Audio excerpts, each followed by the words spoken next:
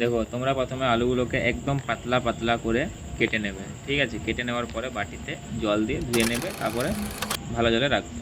তারপর ডিম একটা ফাটিয়ে নিয়ে তার সঙ্গে পেঁয়াজ কুচি লঙ্কা কুচি দিয়ে তাকে বাটিতে রেডি করে রাখবে, ঠিক আছে? আগে সব রেডি করে নেবে, তারপর শুরু হবে। ওকে, এবার ফ্রাই প্যানে তেল দিয়ে গরম হয়ে গেলে আলুটাকে ছেড়ে দেবে। আলুটা ছাড়া হয়ে গেলে পরে আলুটাকে নাড়াবে। আমি খুন্তিটা পাচ্ছিলাম না, এই জন্য হাত দিয়েই নাড়াচ্ছিলাম। যাই হোক, খুন্তিটা চেয়ে নিয়েছি পরে। খুন্তিটা কই? তারপর খুন্তি দিয়ে নাড়াবে, একদম আলুটাকে ভালোভাবে নাড়াবে।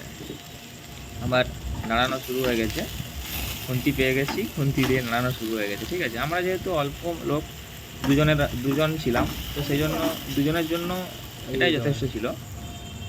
এরপর আস্তে আস্তে এটাকে নাড়াতে থাকো। একদম আলুটাকে এমনভাবে নাড়াবে, অনেকক্ষণ ধরে নাড়াবে, কম গ্যাসের আঁচটা কমিয়ে দেবে, ঠিক আছে? যেন আলুটা ভালোভাবে সিদ্ধ হয়ে যায় এবং ভালোভাবে ভাজা হয়ে যায়, ঠিক আছে? তো এইভাবে নাড়াবে।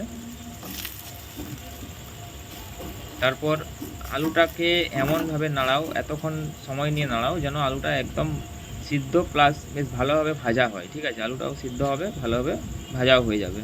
এই যে দেখছো, এরকম ভাজা হবে।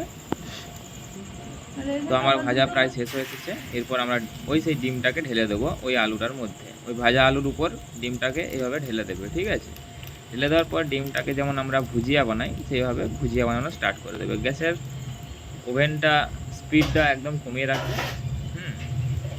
তারপরে ধীরে ধীরে ওটাকে নাড়িয়ে ওটাকে আলুর সঙ্গে মিশিয়ে দেবে, একদম ডিমটাকে এমনভাবে মিশাবে যেন আলু ডিম একসঙ্গে মিশে যায়, ঠিক আছে?